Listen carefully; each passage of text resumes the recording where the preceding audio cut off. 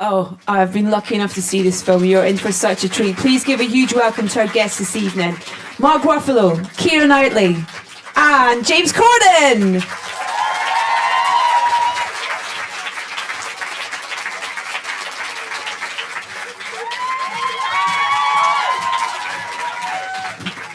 I love your dress, just as an off comment.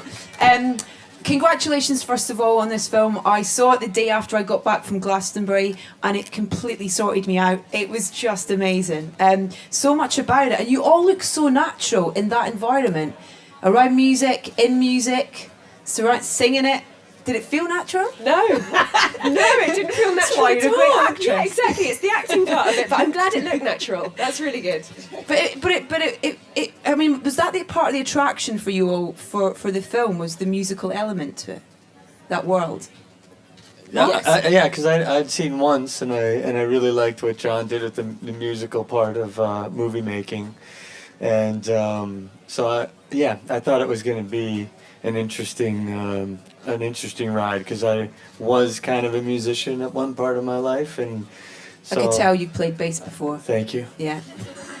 James? For me, it was genuinely just the opportunity to be in a film with people like Mark and Keira, and directed by John, and shooting in New York. I never really thought past that, really. I didn't think whether it would be good or bad. I just thought, well, this is going to be an amazing experience for me, and I really did enjoy every single second of it. Like, just shooting in New York for me was thrilling enough. Like, it was great. Yeah. The thing that I took so much away from watching the film, in terms of you relate to a lot of the characters in different situations, whether it's there's like the game that you make up for in in this kind of reverse musical statues and things like that, and you see yourself in so many situations. We're going to watch a clip right now with you guys when you sort of first meet for the first time, and I think everyone's kind of had that experience where someone's kind of come up to them and you're like, yeah, whatever. Whether it be a girl and a guy, two guys, whatever and stuff, and whatever the intention is. But that's another thing about the film, is it feels so relatable. Yeah, I think everyone either has been at some point these characters, or you know somebody and love somebody like this. You know, I think it's very much a film about people who have fallen down, who think that they know where they're going, and all of a sudden the rug's taken out from under them and they have no idea, and how exactly you pick yourself back up. And I think any adult has been through that in one way or another, so it's impossible not to kind of watch it and go, yes, I recognise that. Yeah. Okay, we're going to look at this clip right now, which is when Dan and Greta meet for the first time.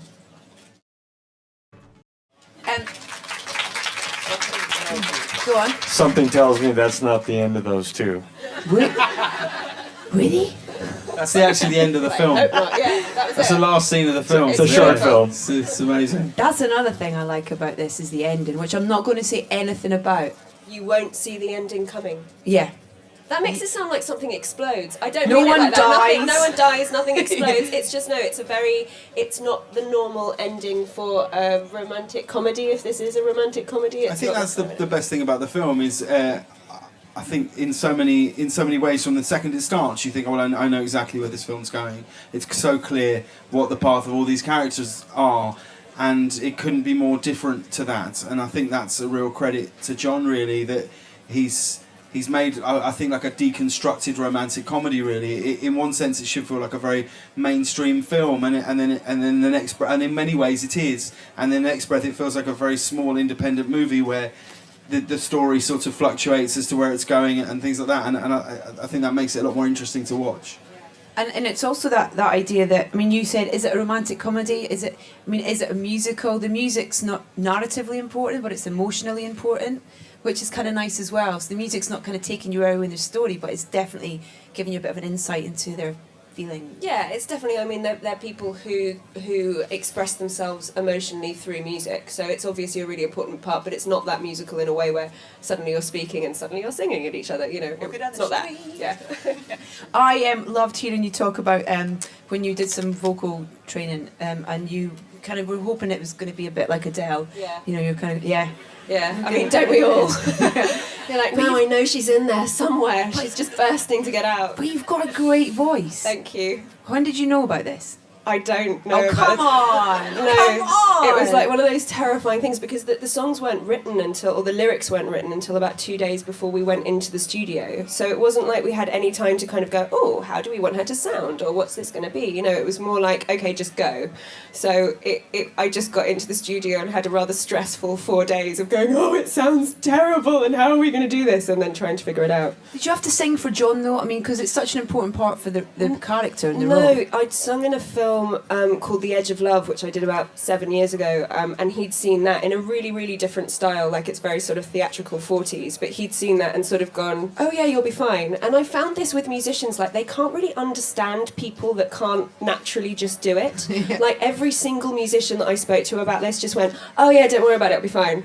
Like, yeah, for you it's fine, because that's what you do. But yes, but they were right, it was fine. So there you Yeah, go. and also in terms of the voice that you have, your singing voice, so suits the character and the role and stuff. Where you could have sounded like a kind of West End kind of Hello Dolly. I would have liked to also sound like a West End Dolly, but I don't have that kind of yeah, voice. but that was lucky. No, it was lucky, but it was also. I mean, I think again, I'm not a singer, so we did have to just kind of go, okay, I can only sort of come at this from a character point of view, and how does this make sense? Because the character isn't somebody who likes to perform. She doesn't like to be in front of people. She doesn't like to be the centre of attention. So we sort of thought, okay, how can we sort of make that clear in the voice? Did you enjoy it? Did you enjoy that side of it?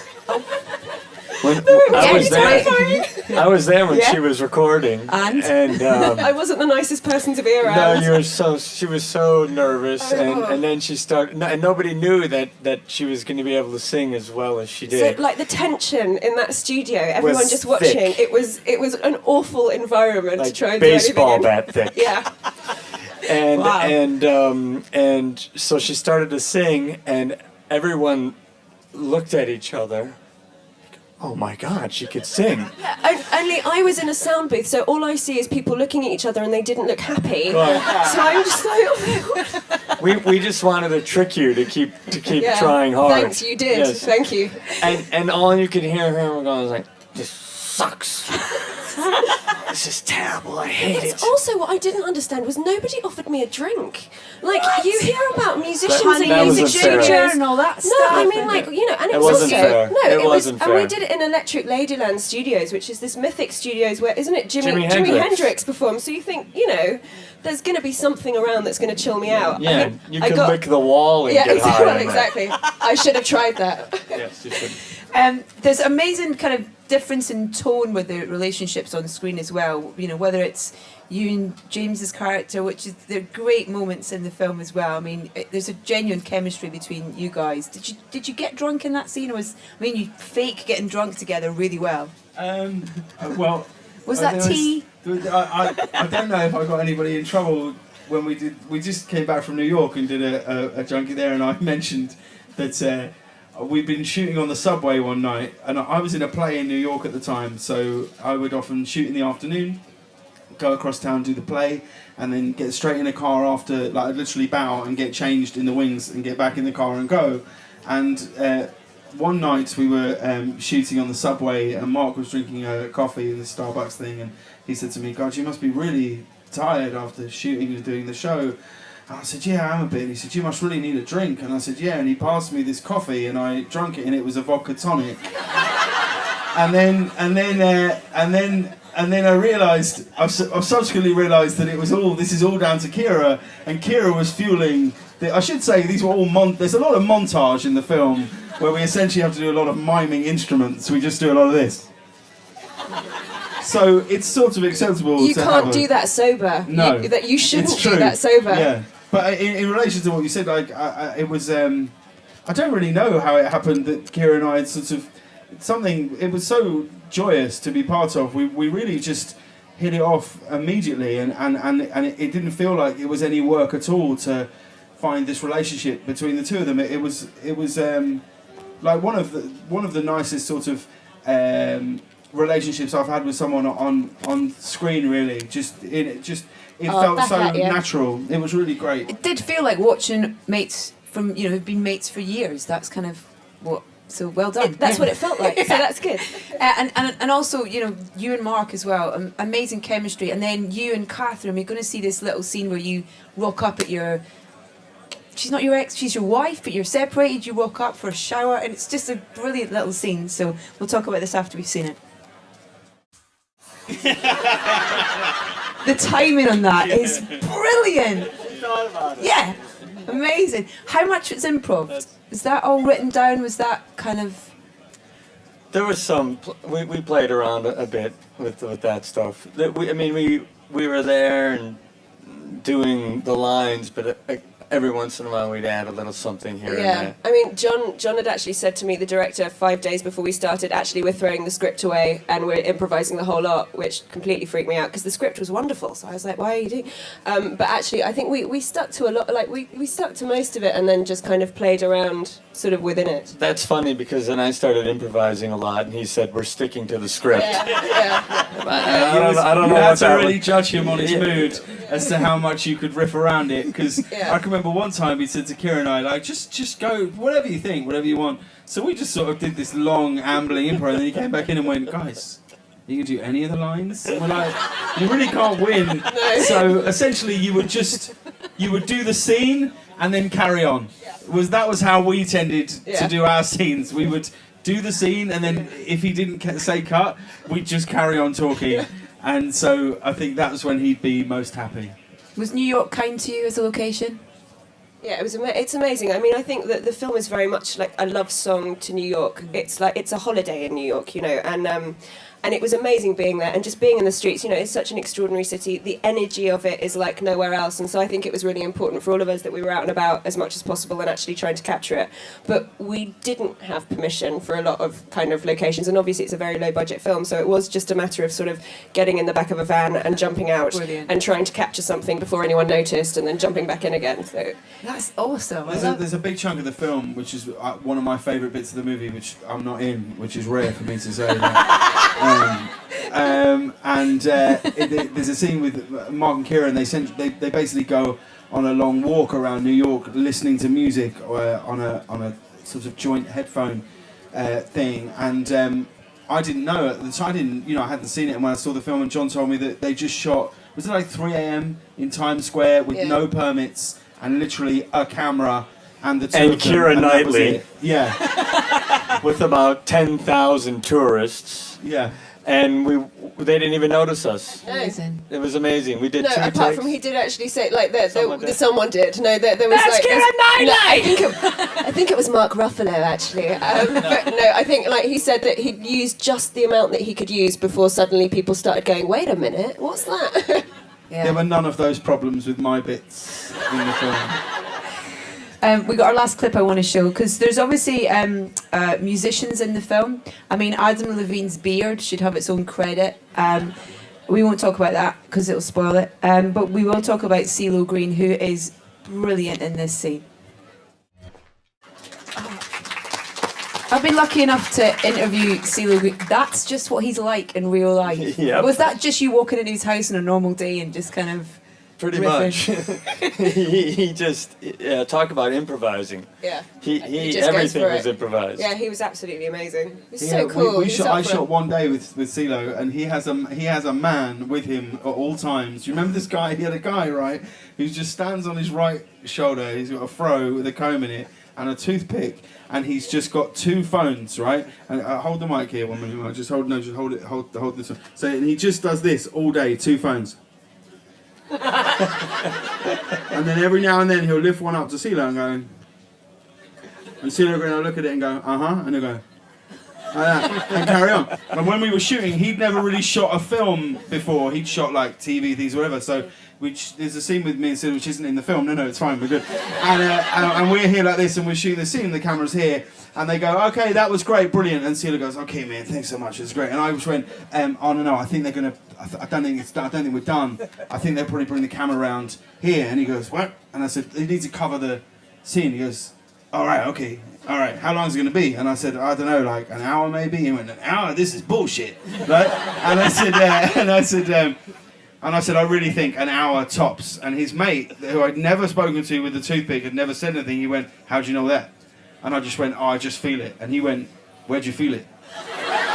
Right? So as a joke, just to amuse myself, and I don't know why I did it, I just went, I feel it in my plums, right? And he laughed so loud, he laughed like I can only describe like a cutaway of someone at like a Chris Rock concert. He was like, he laughed, he was just going, ah! And he would, say it again. So she went, in my plums. And she went, oh my God. And then like someone from the crew came over and went, oh, what's so funny? And I was like, oh, it's nothing, honestly. And he's going, no, go on, say it again. And I just became the plums guy. That when I said goodbye to CeeLo Green, he just went, say it one more time. And I just went, oh, in my plums. And he went, yeah, man, that shit's hilarious. Sounds like this film was a lot of fun to work on. We've got about 5 minutes for you guys' questions, so if you've got any questions, then please, lady in the middle, you were first with your hand up. What's your question? Wait till we get a microphone to you, please. Thank you. Here we go. Hi. Hi. First of all, thanks. You've been absolutely great. Curious said earlier that your characters all express yourselves through music in the movie, and I was thinking back to other movies you've guys done in the past. What characters would be fun to kind of see expressing themselves through music? Your previous characters that would be good to express themselves through music. I mean, feel free. Aren't you working on Atonement the musical? Yeah, I was going to say, I was trying to figure how that would work. Yeah, Atonement, that would be a laugh, wouldn't it? Doing Esther Williams kind of. Anna Karenina could be even better, yeah. Yeah, the water scene with like. Lots of Esther Williams. Lots of Esther Oh, Williams, that would yeah, be great. that'd be good. Yeah, you're right. Okay. Next question. Did you have your hand up? Yep. Lady here, please. Great. Thank you. Hi, what was your favourite location for filming in New York? Because obviously it was slightly different for you guys with this. What do you reckon? Probably Washington Square, I'd say. Washington Square Park? Yeah. Yes, that was yeah, pretty that was great. fun. And being in Central Park, like there is a scene The where boat. we've got a splitter and we're listening to music. Oh, that's And we were brilliant. in Central Park At night. at night. That was Gorgeous. amazing. Yeah, That was really beautiful. Were you listening to the tunes that are in the film whilst you were doing that? good. We Yeah. were. The only one that they couldn't get in was it Shaka Khan? Yes. We had a whole Shaka. we had a yeah. whole Shaka Khan moment that we couldn't They we couldn't afford. use. Oh man. Yeah, Can't that afford was Shaka good. Khan. But she was there in spirit. Yes. Okay, yeah. There's the extras when she says yes, have it. Next, please. Two ladies in the front. We can get two double questions here. Hi, this question's more for James. Obviously, during film, and you were doing One Man, Two Governors on Broadway as well, did you have any moments where you were figuring that you were going to mix up your lines between from the show and the film? No. Well, one day he tried to do the trunk bit. No, I mean, no. People kept saying to me all the time, "Oh, you must be really tired." And actually, I said that to him. But I said that actually, to him. I genuinely have never felt more sort of exhilarated, because when you're in a play like that and you're coming into show like 450 or whatever, you're just aching for something else to do creatively, you know. And so for me, I genuinely, it sounds like such a sort of silly thing to say, but I would sort of pinch myself quite a lot of the time to just be doing a play on Broadway and then to be shooting a film with people like this in company like that.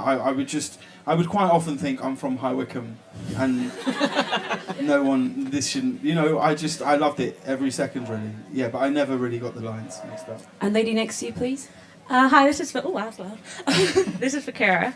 I loved you in the Misanthrope and Children's Hour. Would you ever do a musical on stage? No. No? You're really good! Come on. It's too terrifying. What about this? What? We'll do this What, movie do this? No, on stage. no, It'd be never. fun. No. It'd be great. No, You could no. lip I think you sync. should totally do a musical. You're releasing it. Surely this is releasing an think so. album because the soundtrack's been released. Oh, so actually I've officially got an album? You've got an album. Yeah. Great. Can you It's go, out there. go on tour? Go on tour. You're going to be at the Academy Awards. Yeah, would You're you- going to have to Here's sing. the question, here's the question. They did this to me in New York. They're basically, they This is know a that great this is my question. idea of hell, right? the question. So they're just watching me as I shrink in my seat. If, say, Lost Stars was nominated for Best Song, which is Yeah. Best Original Song, which Pretty is completely- likely. Could happen. Could happen. Yeah. We'd all love to see Kira singing at the Would we? Academy Awards. Yes. Would you do heard it it? here first, guys. She said yes. It's happening. It's amazing. Book your tickets now. She's singing it with Adam Levine, That would be with amazing. Mark on bass, Yeah, and you on and me on kazoo. Yeah. Yeah. Yes, please. That would be amazing. Great. Do you want to pass the mic along to the gentleman in the front row? Hi there. First of all, just say it's got a fantastic feel, this film. Really looking forward to seeing it. Just wondered, you've all been in lots of different types of genres of films. Just wondered sort of what your favourite is, and also if there's a particular genre that you haven't done that you'd like to do in the future. Ooh, that's a good one. I think we probably all feel that we've been tremendously lucky in being able to do sort of lots of different things, and I think that's sort of the aim. You know, it's wonderful to do something that's a huge blockbuster that's kind of with explosions and green screen and all this kind of technology, and that can be very exciting. But equally, sort of going back and doing something like this where it's a very low budget, so it's very much hit the ground running. You can't think, you just have to go, which for me, you know, it means that there's no waiting around. It's like constant work, which I really like, you know, but I think it is all about mixing it up. As far as what I'd like, I love sci-fis, so I'd love to do, yeah, but I want to do a sci-fi that's like really dark. You know, if you actually read like sci-fi literature is really dark. It's like, it's insanely kind of bleak, and they never kind of capture that, probably because it wouldn't be nobody would like it. But you know, I think there's something in it. Dark sci-fi. Dark sci-fi. I'm looking for that for you. Okay. Right, my last question then. Okay.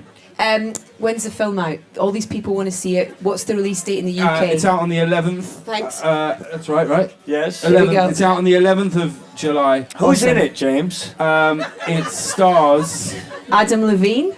Adam Levine, Mos Def, and me. Everyone else is quite shit in it. It's true. Go see it. It's absolutely brilliant. Thank you so much, James, Mark, and Kira. And thank you guys for coming. Thank you Cheers. for coming. Thank you so much.